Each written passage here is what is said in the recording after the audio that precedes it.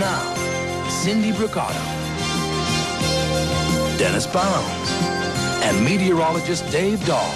This is Eyewitness News at 5. Good afternoon, everyone. A good portion of downtown Philadelphia was enveloped in fire for part of the afternoon. The 9-alarm fire broke out this afternoon in an 8-story building that was undergoing renovation. It quickly involved the entire building and began spreading to 4 other buildings in the downtown's main business district. The fire also spread to the recently opened Gallery 1 shopping mall. Burning chunks of a building were seen falling to the street, and several parked cars caught fire. Thousands of shoppers and workers have been evacuated. There have been no reports of serious injuries except for one firefighter who suffered minor injuries. Just a short time ago, we talked with the mayor's press secretary who was in her office just 4 blocks away when that fire broke out. I can smell smoke in my office now. As soon as I got outside to the northeast corner City Hall, the heat from when it was fully involved, this Harrison Court building, you could feel it 2 or 3 blocks away. It's a very hot fire, and I think probably the fact that the winds were not bad is the reason why we don't really have a real disaster on our hands. It is still going, but the fire in downtown Philadelphia is now under control. Cindy. Killer tornadoes have struck in the southern United States. The city of Montgomery, Alabama was hit the worst. 7 people were killed when a string of storms and tornadoes moved through the area. 4 of those people were killed when high winds overturned a pair of tractor rigs, causing a collision among several cars. More than a dozen others were hurt in that accident. At least a dozen homes were destroyed and many more were damaged as the tornado ripped a 5-mile path of destruction across the city. National Weather Service officials say the outbreak of tornadoes and severe thunderstorms will continue into tonight across the southeast.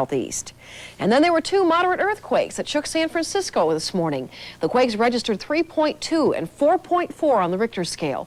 No damages or injuries were reported. Authorities say that the earthquakes were actually aftershocks from last week's damaging earthquake that caused $10 million in damage and injured 25 people. Now, back to some local stories we're following today. John Clark Donahue made another appearance in court today. The artistic director of the Minneapolis Children's Theater emerged from the Hennepin County Government Center after having his case continued to later this month. Donahue was charged with child sexual abuse involving 3 young boys between 1981 and 1983. The case was continued in order to allow the complaints against Donahue to be amended. Donahue is charged with 6 counts of criminal sexual conduct. The attempted murder trial of Paul Stefani, which is expected to last 6 weeks, is nearly over. The defense made a highly unusual move this morning when Paul Stefani's attorneys informed the court they would rest their case without calling a single witness.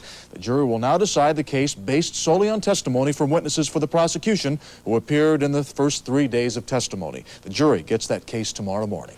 A consumer warning for you this afternoon. There are 8 out-of-state companies that are trying to sell oil leases over the telephone for land in Alaska. And the Minnesota Department of Commerce says those companies are not complying with state law. Michael Hatch, the Commissioner of Commerce, explained that those who end up buying the land are being misled by company brochures. Right in there that the best way to make money on this is to go sell your rights immediately to an oil developer. And you'll make great profits, and they'll talk about the tremendous profits that you can make in there. But the fact of the matter is, if that's such a hot deal, why doesn't the company itself sell the lease directly to an oil developer? Hatch suggests that you call the Department of Commerce if anyone does try to sell you some of those oil leases. The department keeps records on all companies legally doing business in the state, and those 8 companies have been ordered to stop selling in the state. So far, by the way, 3 have complied. A rule of the Democratic Party that's been criticized by some presidential candidates is now causing controversy right here at home in Minnesota. Government specialist Lindsay Strand is in our newsroom right now with a report. Lindsay.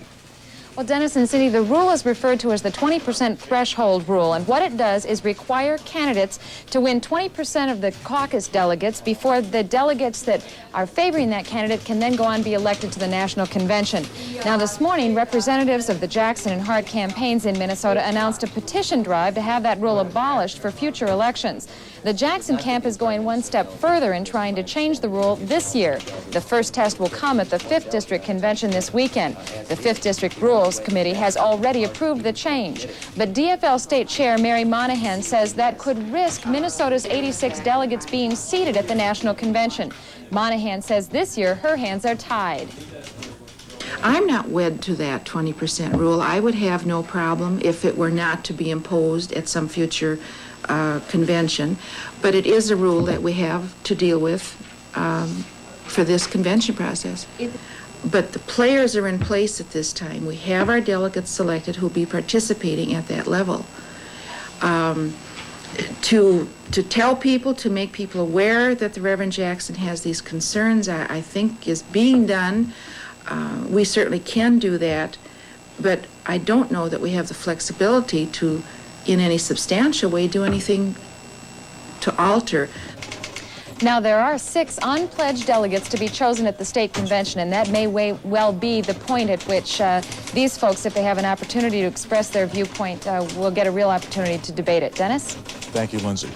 Other news, Pope John Paul II wrapped up a busy first day after arriving in South Korea today. After being warmly greeted by South Korean officials, the Pope wasted little time in raising the issue of the separation of South Korea and Communist North Korea. The pontiff says he prays that North and South Korea will be reunited through dialogue, mutual trust, and brotherly love. The Pope was greeted by thousands of cheering South Koreans. That nation is soon to become Asia's second largest Roman Catholic country behind the Philippines. The Pope's 11-day trip includes stops in New Guinea, the Solomon Islands, and Thailand.